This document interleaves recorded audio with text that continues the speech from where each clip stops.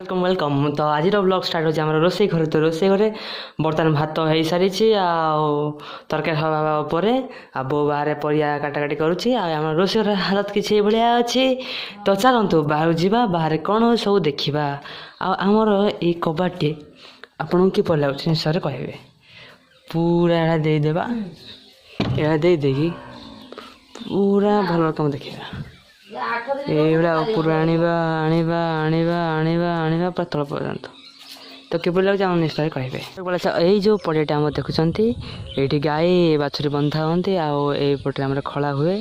ସମସ୍ତେ ଧାନ ଚାଷ କରିକି ଆଣି ଧାନ ବାଡ଼ାବାଡ଼ି କରନ୍ତି ଆଉ ଏପଟେ ପ୍ରାୟ ବହୁତ ଲମ୍ବା ହବ ଆଉ ଏଇପଟେ ମଝିରେ ରାସ୍ତା ଅଛି ଆଉ ଏଇପଟରେ ଗଡ଼ିଆ ଆଉ ବିଲ ଫିଲ ଅଛି ଆଉ ବରଗଛ ଓସ୍ତ ଗଛ ଆଉ ଏପଟରେ ଆମର ଘର ତାଳ ଗଛ ପାଖାପାଖିରେ এইপটে আমার গাঁও যাওয়ার রাস্তা আছে এইপটে আউথরে দেখি দিন্তু কিপর হয়েছে আপনার হিসাবে কহবে দেহরে বর্তমান আলু সারু আউ মূলা সନ୍ତୁଳା ହେଉଛି ତାପରେ ବାଟଣ ପଡ଼ିବ ଆଉ ବାଟଣ ପଡ଼ିସାରିଲା ପରେ ଘଣ୍ଟା ଘଣ୍ଟି ଫେଣ୍ଟା ଘଣ୍ଟି ଟିକେ ହେବ ତାପରେ ଏଇଟା ହେଇଯିବ ଆଳୁ ସାରୁ ମୂଳା ତରକାରୀ ତ ଆମ ରୋଷେଇ ଘର ଆଉ ଟିକେ ପୂର୍ବରୁ ଦେଖିଥିଲା ଆଉ କିଛି ଦେଖିବାର ଆବଶ୍ୟକ ନାହିଁ ଆଉ ସେଇପଟେ ଆମର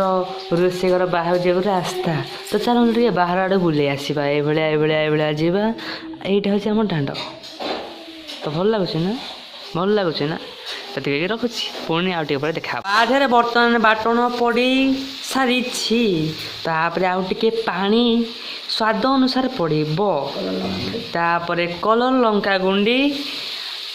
ତାପରେ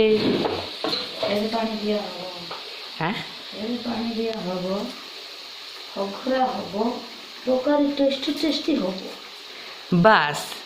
ତାପରେ ତରକାରୀ ଟେଷ୍ଟ ହେଇସାରିଲା ପରେ ମୁଁ ଖାଇଦେମି ଆଉ କେହି ଖାଇବେନି ମୋ ପେଟ ବଡ଼ଟିଏ ତରକାରୀ ବର୍ତ୍ତମାନ ବାଟଣ ଫାଟଣ ପାଣି ମାଣି ସବୁ ଦିଆଦି ହେଇକି ବୋଉ ଘୋରେଇ ଦେଇକି ଯାଇଛି ଆଉ ତ ମୁଁ ଆଉ କ'ଣ ଦେଖିବି ମୁଁ ଯାଉଛି ବାହାରକୁ ପଳେଇମି ଆଉ ବାରିଆଡ଼େ ଟିକେ ବୁଲି ଆସେ ହେଲା ओके वीडियो स्टॉप दिन वाला वीडियो न कर पाठार बर्तमान आम गोटे अटरा गोटे आगे पलैदेनु